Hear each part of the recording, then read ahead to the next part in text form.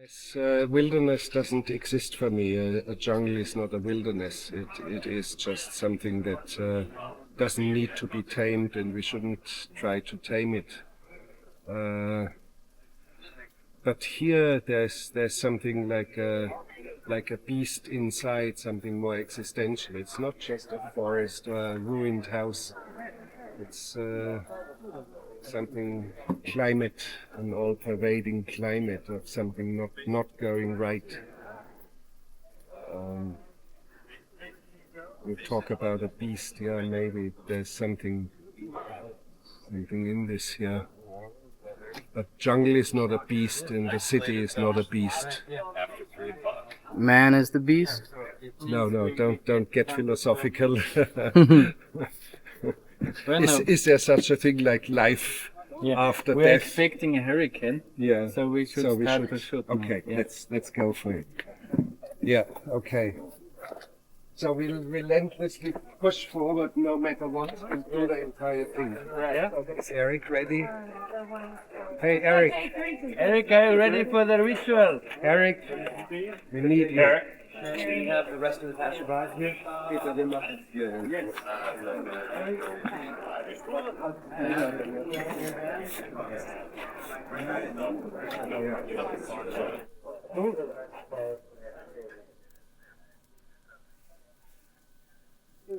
Prepared for the next 7 weeks. Don't change this shirt.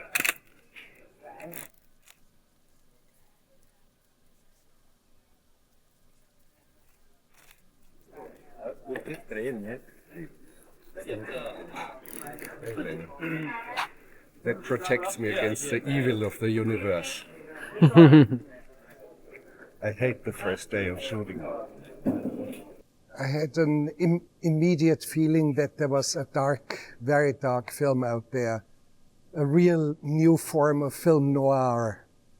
And sometimes it's very strange circumstances, historical, cultural circumstances point to doing that, like in the late 40s, early 50s, you had the great Humphrey Bogart dark movies.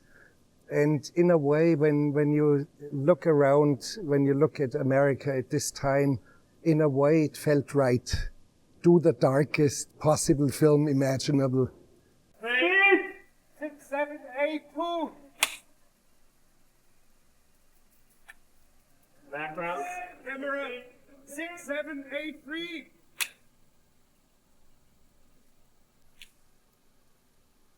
Camera. 6, 7, 8, 5. Even what I like is the traffic back there, which is crossing. There's always a world out there, always something passing in the distance. I've never seen a film with excessive use of drugs. I do not see that many films. And I personally do not like the culture of drugs. So I'm someone who has no idea what the drugs do to you. So I always had to ask the writer, and I had to ask some more competent people, what does it do to you? Yes, heroin slows you down, makes you sleepy. Cocaine makes you very agitated. And so I had to be advised. But in a way, I don't really care that much. And the landscape is not a landscape of drugs. It's something else. I kept saying to Nicolas, the real thing is not the drugs.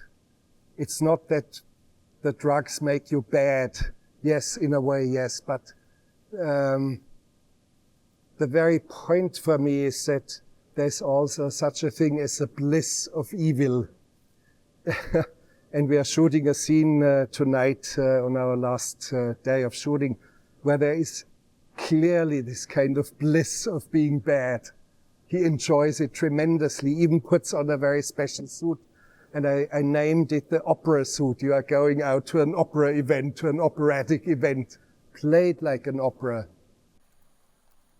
You want to move it? No or no? Okay. We leave the alligator here.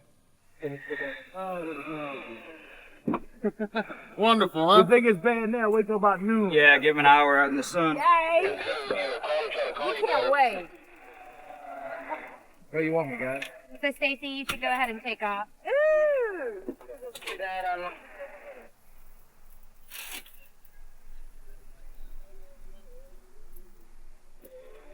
your back, car coming through. Gone out already? Uh-huh. Well, let's just place him so Watch we your can do our back, track Bud. and we can throw him back in. He's been out for a few. What's going to happen to him? It's gonna start stinking. That thing's rubber, right? No, it's real. No. It's real. Got him. Oh, what happened? Brought him over in a freezer. A nuisance animal. Nuisance animal. Property. Radio. Nuisance alligator. Eating people's dogs and I'm always looking for a new way to express myself. You know, I just did a picture in Bangkok with 2 Chinese twin brothers and an all-Thai crew because I thought that they would bring a new me out. You know, when you keep doing it, it's been 30 years now, you got to find new ways of reinventing yourself. And if you can't find it on your own, you got to go into the most strange places to see if they can find it for you. Yeah. Now I'm working with a German and a great artist and see what his sensibility is. What can he see in me and bring out? In a way, this very delirious fever dream images, something that comes from a demented mind, something that comes from someone who is under drugs, under delusions, under strange deliriums, that this, in a way, is the epicenter of the film. The idea of a landscape of drugs without drugs was interesting to me. Unlike leaving Las Vegas, where I thought, well, let's see what it's like to do some scenes drunk.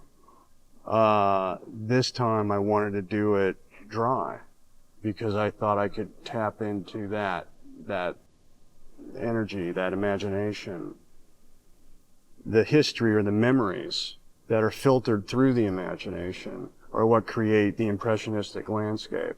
I'm not looking at the landscape while I paint that's in front of me. I'm going back to memory and trying to give you an impressionistic landscape of that experience that happened so many, many years ago. Do you prefer shooting on locations or sets? I've never been on a, you mean on a, I guess studio? Yeah. No, I've never been in a studio, with 1 or 2 small exceptions where, for example, here we did a drowning scene of the prisoner in the flooded prison. It had to be built because we had 11,000 gallons of fluid. Yeah, no, it was not water, it was decaffeinated coffee. Oh.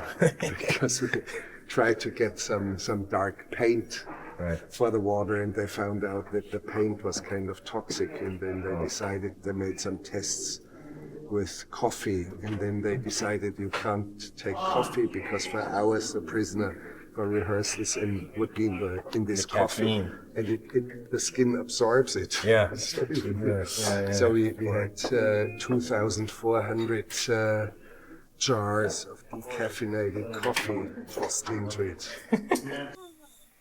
There's no other Werner. Think about it.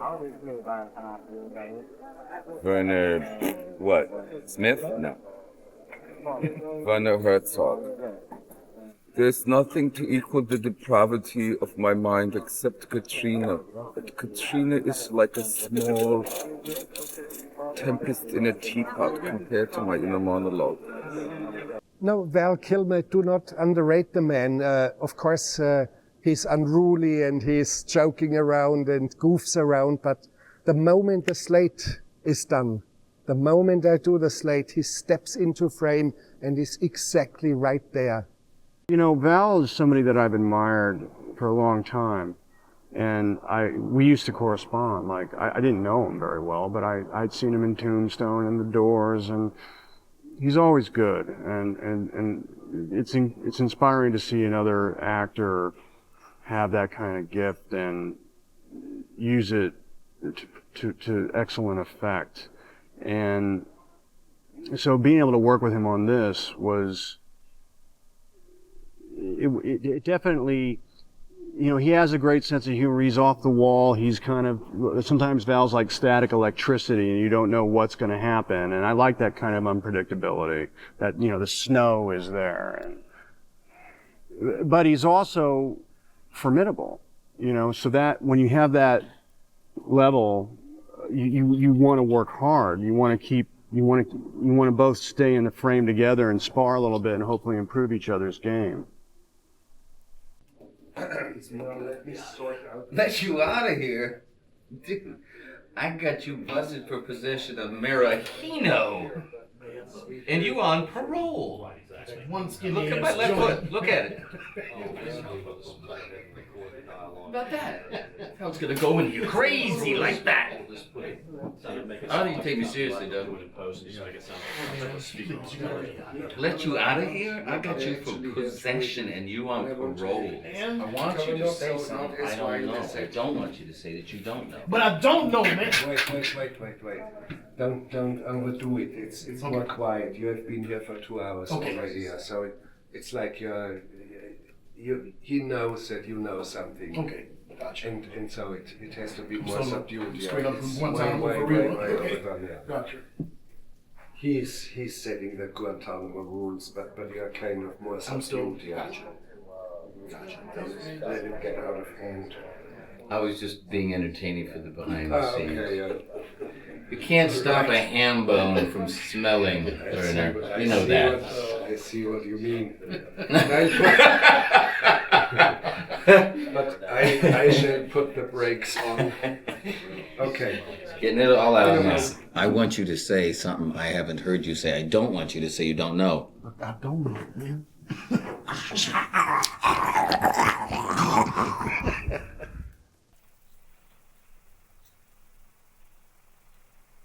Stand back.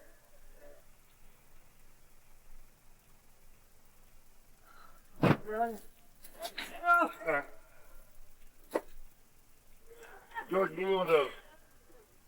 Yes. Did you? Were you shooting in the rain? Excellent. How awesome is that? It was starting in the show, It started during the show. It started in the rain. Oh, great. So it's gonna be better. Finally something is happening. Well, we can change. Don't hold on to that, this stuff. Let's feel safe. New Orleans is a city like nowhere else in the world. And we already have Bad Lieutenant in that part of the world. Why not? Because it's a new movie entirely, Bad Lieutenant, Port of Call, New Orleans, let's give it a cultural zeitgeist that we haven't seen before. To me, it's a much more existential kind of movie. The original was still very much within a Judeo-Christian program, which I liked, and I thought Harvey was outstanding, and I think Abel Ferrara is a great filmmaker, and I've almost worked with him. And I really liked King of New York, and I mean, he's just excellent. But I felt with Werner that we would go into the abstract and we would deprogram the Judeo-Christian construct and go into something more like life. That, the good guys do not always win, and there isn't always repentance and guilt. It goes into other areas that are more abstract. No, I don't care about this kind of definition, who is good, who is bad. Actually, his real evil, his real bad behavior solves an almost unsolvable case. He gets a result. He brings the murderers to justice, but he does it in very unusual ways. So, welcome to the Bad Lieutenant. The title probably will be changed, but whatever. So, what we are having here is a funeral. An entire Senegalese family was killed. And it should be somewhat West African. I have been in West Africa a couple of times, and one of the gentlemen, and I think it would be you look like the elder here, and you look very African. You would Thank you. some gin in ceremonies like this. You take a swig of gin and spray it on the coffins, and then you would spray towards some offerings that are burnt here. Ich will das machen, ganz schnell. Ne? Yes. So? Yes. I think it's because it makes you more ferocious. When you're saying this, that. Yes, you see, you have much more authority. When I see, yes, and like an ancient fury. Okay.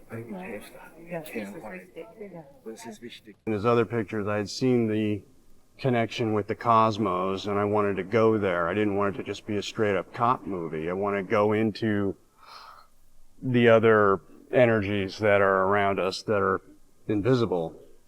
I think from the outset it was clear that we should collaborate on this film.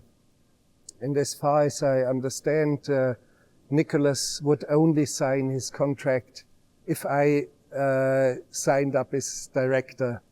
So that was a very pleasant sort of moment, and I thought, no matter what we are going to do, this is a wonderful opportunity to work with the best of the best.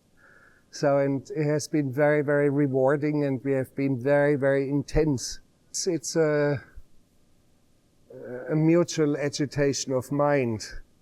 And I think the two of us were a very good match to do this. It eluded quite often every bystander, everyone who was involved in the film, including the cinematographer, who was only at arm's length.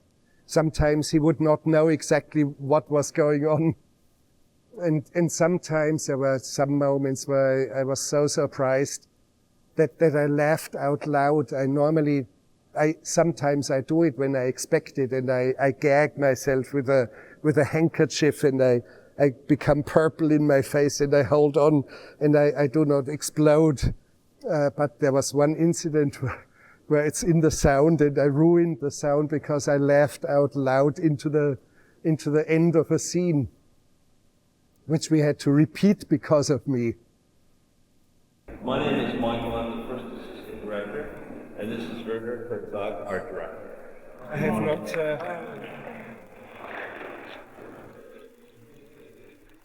So, ladies and gentlemen, you are all very, very good-looking, beautiful. What we are doing here is a scene of a promotion. The bad lieutenant, who is the leading character, gets promoted. Normally, a director does not do the slave, but I'm the one who does it. Probably in the wide shot, somebody further back has to do it. I always want to be the last one between the actors and the camera. See that it's ready. That's my list.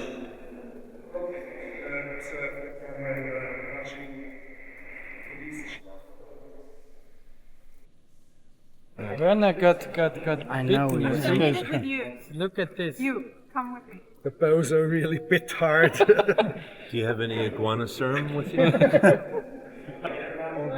Peter, what just happened? What just happened? Nice shot with the iguana, and Werner got bitten. You see here? Have you seen the close-up? Iguana was protecting his life. No, his territory. His territory. And Werner invaded the territory with a small little tiny camera, and then the iguana... It jumped at me instead of jumping away. Yes, instead of jumping away, he jumped at his finger at least. I don't have a very good Werner impression, but he said to me, you know, I have to have my iguanas in the movie. I have to have my 3-minute iguana montage, and if I don't, you know, I'll never make another movie again. And if I do make another movie, well, it will be in vain. Those are the little incidents that make filmmaking real fun. Yeah, so Werner always brings the jungle into filmmaking wherever he shoots, you know. That's very funny because Peter on a film asked for a crane or whatever special lens, and I said, no, you can't get it in Thailand. And so Peter said, no, we are not in the jungle here. And I said, Where I am is the jungle, and yes, that right. ended up as a T-shirt. Yeah. Tension and sound. Sound. Camera. Camera speed. BA2.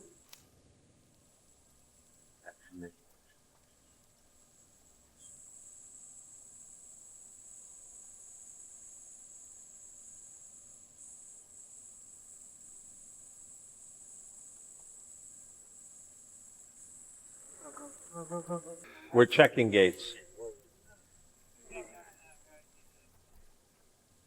Nicolas, that was very good.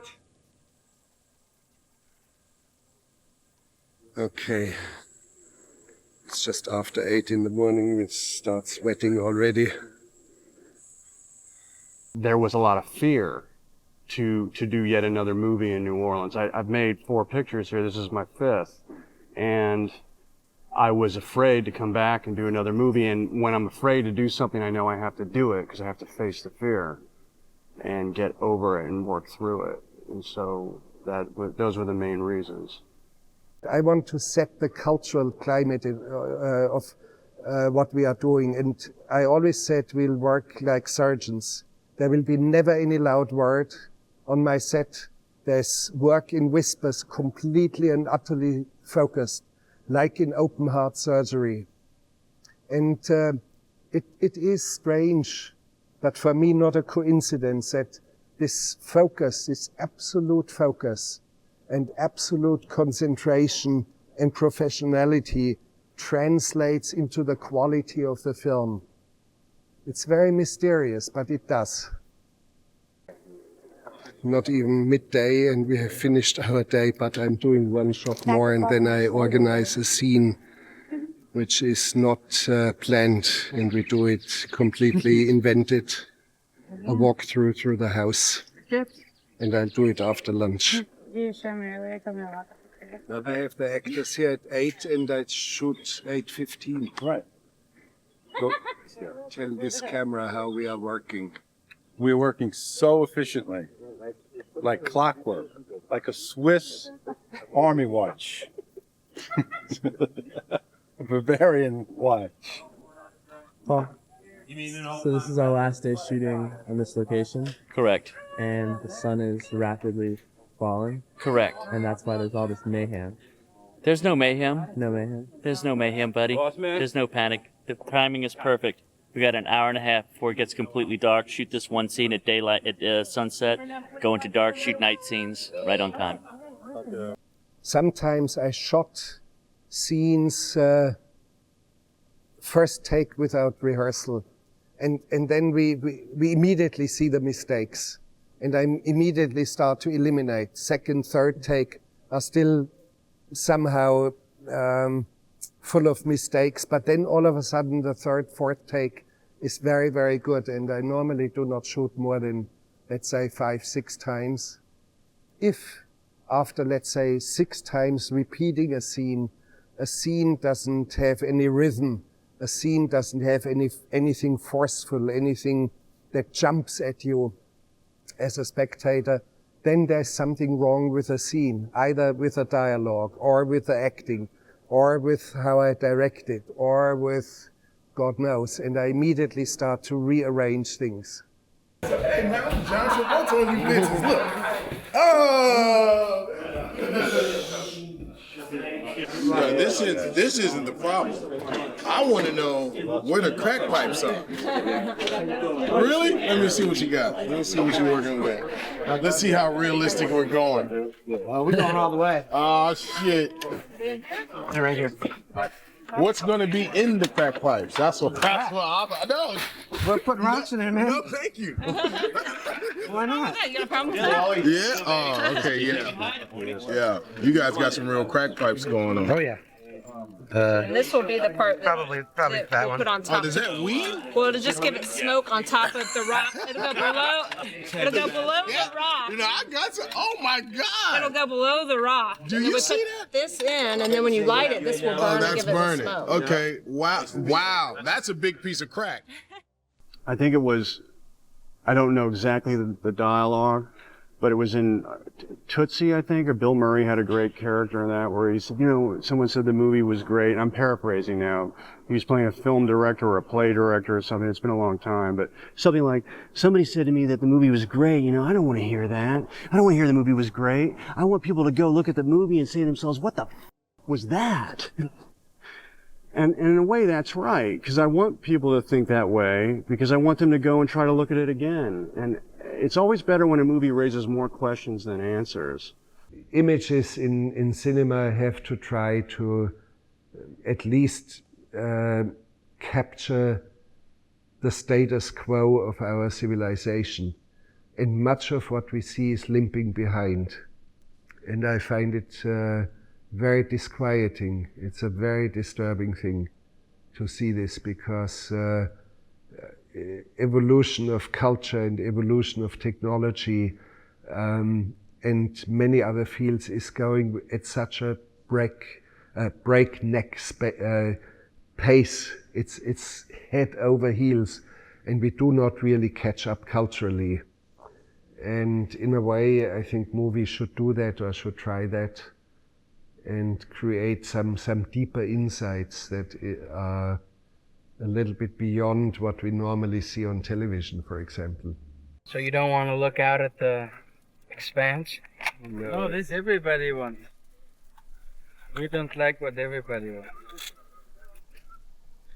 When I first met with Werner, I said, I don't know what it is about you, but when I look at your documentaries and I look at you in your earlier work, I felt like we were brothers. He didn't have anything to say to that. But then when he came over to my house, I showed him my bodyguard, which was a two-headed snake. I felt like the two of us were like the two-headed snake working on the movie. Filmmaking is always an alliance, a very brief, fleeting, short-lived alliance between people who come together in one movie on one screen. But you have to forge the alliance into something very meaningful. To you, camera, a jewel. What a beauty that is.